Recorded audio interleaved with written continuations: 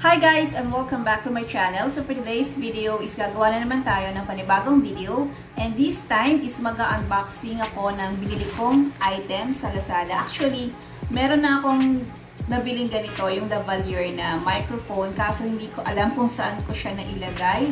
So na-misplace ko siya guys. Kaya bumili ulit ako ng bago. And this one naman is Boya naman yung binili ko.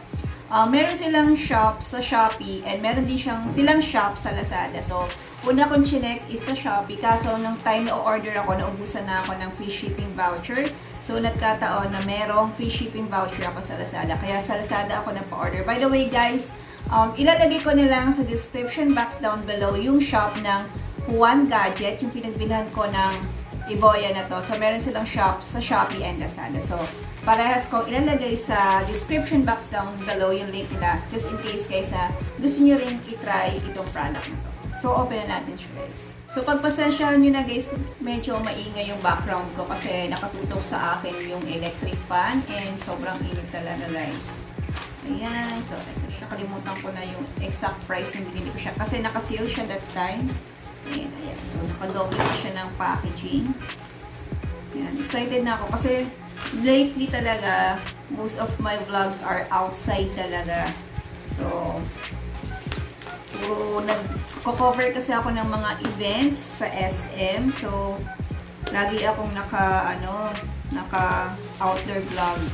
So, kailangan ko talaga ng ganito para marinig yung mga ini-interview ko, yung mga nakakasama ko sa vlog kasi sobrang ingay sa labas pag nasa mall. So, ayan siya guys. So, ayan na siya. Ayan. So, ito yung itsura niya. Boya Lavalier Microphone Micro Cravate BY-M1. So, ayan siya. So, may kasama siyang, ano ba ito? Resibo. 310 pesos pala siya. So, may kasama siyang receipt. And this one, yung nakalagay sa kanyang features is clip-on mic for smartphone, DSLR, camcorders, audio, recorders, omnidirectional condenser microphone. High-quality condenser is ideal for videos. Low landing noise. Includes lapel clip. LR4 for battery. May battery. Foam widescreen 1/4 adapter. So, ayan siya. And this product is from China. So, open na natin siya guys. So guys, so open ko na siya and medyo nahirapan ako sa pagbukas. So, right now is wala akong ginagamit na earphone or microphone para sa vlog na to. Kaya bumili ako ng ganito. So, ito na siya guys. So, meron siyang kasamang pouch. So, nakalagay sa pouch and meron siyang kasamang ganyan. Ano ba to? Para sa condenser ata yan. Tapos, clip. And of course, yung kanyang manual. Ano yun? Manual. And ito yung kanyang, ito siya. Sobrang haba pala niya guys. Ayan. So, basahin natin guys a little bit yung kanyang manual. So, ito siya. So, may kasama nga siyang 1 by me Lavalier microphone. So, ito siya. And foam windscreen. Foam windscreen. Wait, tanggalin ko lang sa plastic lahat to. So, ito yung foam windscreen. Floating clip.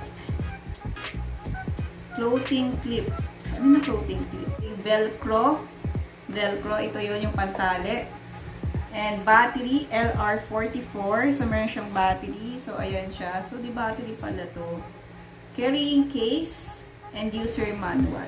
So, ayan siya guys. So, may kasama siyang battery guys. So, tingnan muna natin yung kanyang manual. So, first is kailangan natin siyang lagyan ng battery. So, insert tayo ng battery. So, ito siya. Insert natin. Ito siya. So, lalagyan siya natin ng battery. So, ang gagawin lang natin siya ay iti-twist lang natin. Ayan. Ayan. Okay. So, ito siya. Dito natin ilalagay yung battery. So, ayan siya guys. Insert ko na yung battery niya. So, may nakalagay naman kung positive or negative. Then, lagay na natin siya. Takloban ulit natin. And that's it.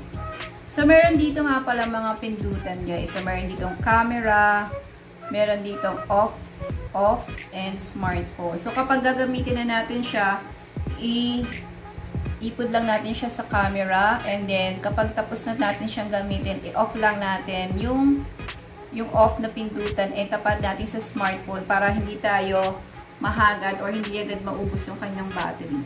So, ayan guys. So, anyway, try na natin. And grabe yung wire niya guys. So, sobrang haba. After nun guys, ilalagay naman natin to dito sa kanyang pinakang mic. Ayan, ito. Insert lang natin siya dyan. Insert ko lang. Ayan. Huwag niyong kakasagarin guys. Ayan. So, hanggang dito lang. So, makikita nyo guys, meron pa dito tirang space.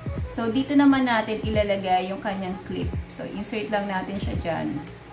Ayan.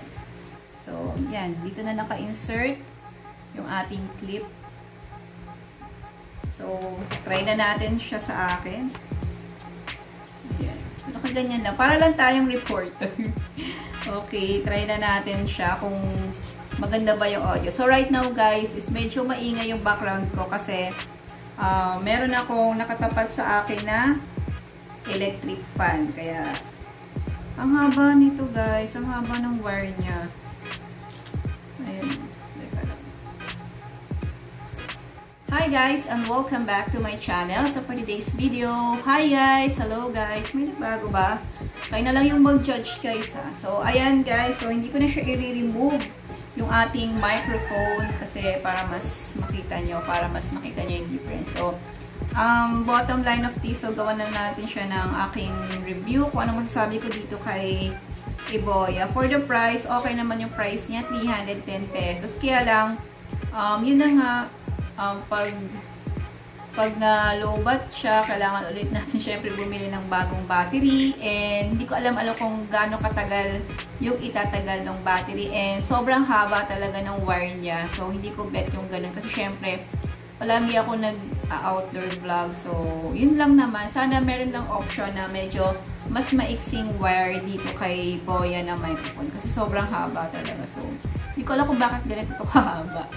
Sana lang merong options. Pero all in all, nagustuhan ko naman siya. Okay naman for the price na 310. Mura na din yun guys. And ayan.